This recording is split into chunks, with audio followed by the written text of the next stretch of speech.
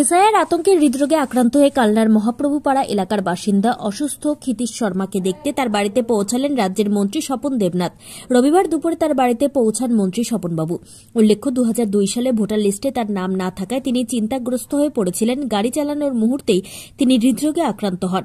কোন ক্রমে বাড়ি ফিরে তিনি ভর্তি হন কালনা হাসপাতালে। গতকালই তার মেয়ে কালনা 1 নম্বর বিডিও অফিসে সাহায্যের আবেদন জানান। সেই খবর সংবাদ মাধ্যমে প্রকাশ পাওয়ার পরই আজ রবিবার তাকে দেখতে কালনার মহাপ্রভুপাড়া এলাকায় তার ভাড়া বাড়িতে পৌঁছালেন মন্ত্রী স্বপনবাবু। এদিন তিনি সংবাদ মাধ্যমের মুখোমুখি হয়ে বলেন, 2002 সালে ভোটার লিস্টের নাম না থাকলেও 1991 সালে ড্রাইভিং লাইসেন্স রয়েছে তার। কোনোভাবেই যাতে তার নাম বাদ না যায় সেগুলিকে দেখা হবে।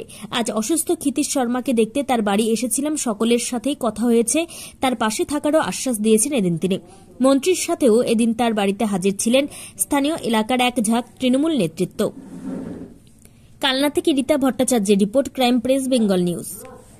ক্ষিতীশ শর্মা বাড়িতে এসেছিলাম, তা আমি খবর পেয়েছি যে উনি একজন গাড়ির ড্রাইভার, যখন যেখানে কাজ পান সেখানে যান।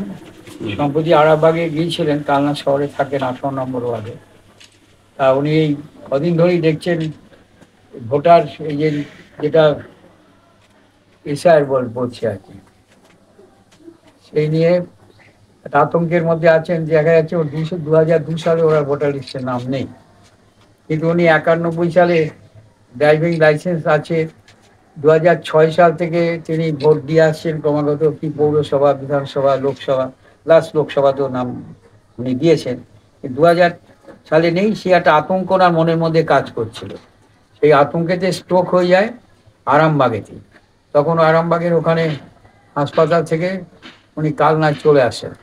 কালনা হাসপাতালে ভর্তি হওয়ার বাড়িতে ফেরেন। এই খবরটা পাওয়ার পর আমাদের ভাইস চেয়ারম্যান তখন করে এই ওয়ার্ডের তিনি কাউন্সিলর, তিনি আমাকে খবর দেন। কারণ বাড়িতে এসেছেন বলে আমি দেখা করতে এসেছি। আমার সাথে তৃণমূল আইএনটিসি সভাপতি সন্দীপ বসু কাউন্সিলর আছেন, সৌরভ হালদার তিনি আমাদের শহরের সভাপতি আছেন, প্রবীণ নেতা উদয় সেন, আমরা সবাই মিলে এসেছিলাম। ওনার সঙ্গে দেখা করতে আশ্বস্ত করলাম যে আপনি সুস্থ হন, ভোটার লিস্টে যাতে আপনার নাম না বাদ পড়ে। ওনার স্ত্রী এবং কলেজে এটি 2nd ইয়ারের ছাত্রী, আরেকজন 3য় শ্রেণীতে পড়ে। অতএব ওরাও আতঙ্কিত যে আমাদের নাম বোধহয় সব বাদ চলে যাবে। এই আতঙ্কের থেকেই ওনার স্ট্রোকটা হয়েছে, এবং সেই জন্য এখন দেখতে এলাম অনেকটাই ভালো আছেন, ট্রিটমেন্টে আছেন। বলে আমরা সাথে আছি, আপনাকে চিন্তা